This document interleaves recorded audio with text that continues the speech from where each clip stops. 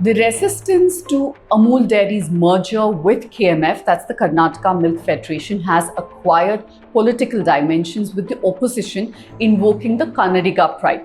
The ruling BJP has been working hard to dispel fears that a local homegrown Karnataka brand, that is KMF, will become subservient to a Gujarati brand.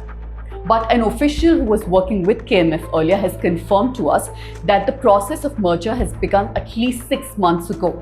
So the question is, why is the BJP persisting with this merger despite a massive political backlash? In this week's episode of Politics with Pooja, I explain.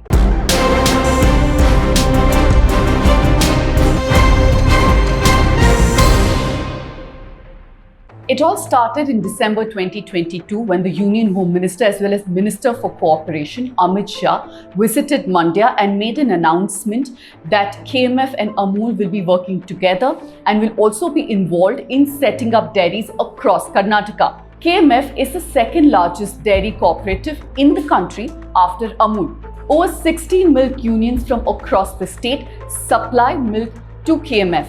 13,000 people are directly employed by KMF and 35,000 more people are involved in related activities like transportation of the milk.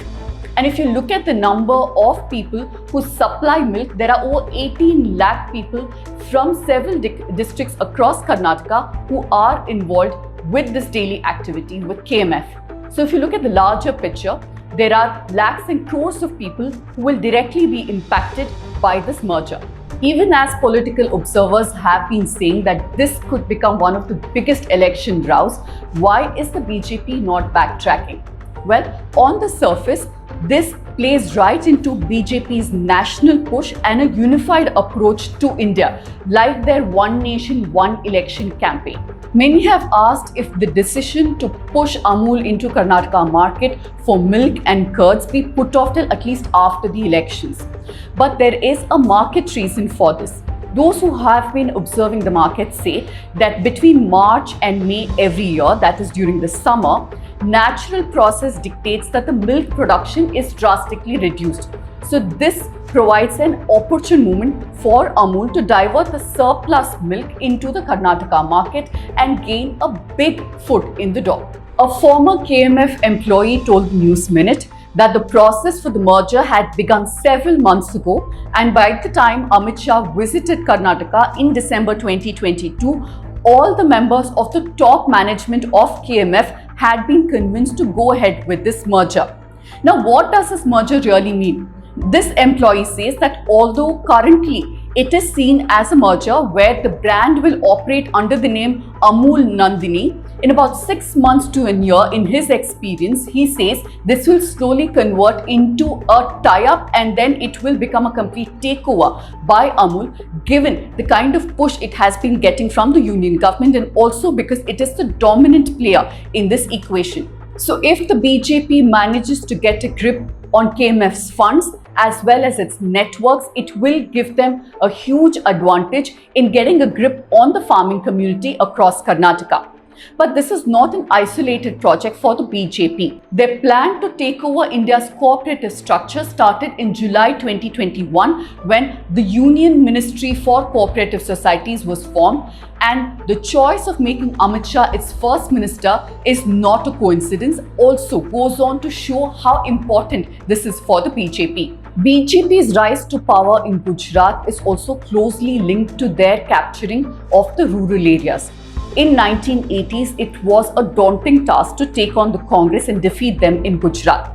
Amit Shah and a few others worked for many years to capture the rural areas. They identified the second most influential and dominant person in each panchayat and in each rural sector and ensured that they joined the BJP.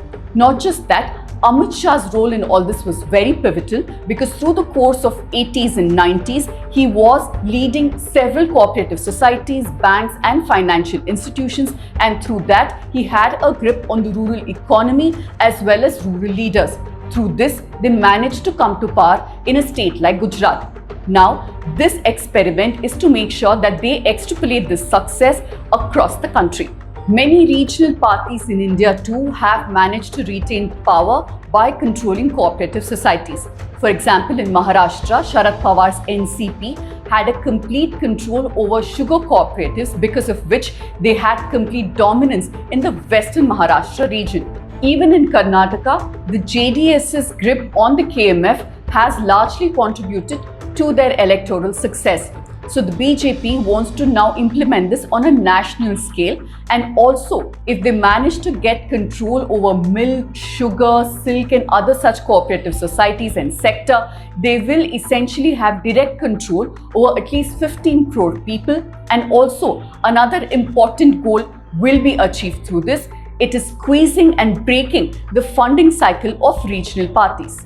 But in Karnataka, this experiment has backfired primarily because of the timing. With upcoming elections in the state, this has become an extremely emotional issue and could have political ramifications for the BJP.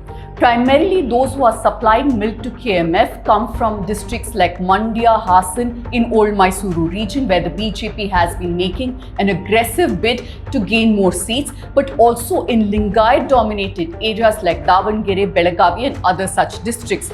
So if all of them feel threatened by Amul and decide to vote against BJP, it could very well cost them the state elections. So in view of this backlash, BJP leaders, particularly in Karnataka, now have been trying very hard to assuage fears. They have also gone on record to say that there is no proposal for any kind of merger. It is all just a propaganda of the opposition parties. This despite the merger process taking place even as we speak between Amul as well as KMF. But will this be enough to convince people? Because not just the opposition parties, but pro-Kannada organizations, pro-farmer organizations have also been accusing BJP of allowing a breakdown of federalism.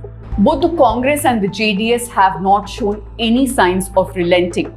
Now, the BJP across the country and even in Karnataka in the past have taken up several issues and played on the fears of their electorate and converting that into electoral success.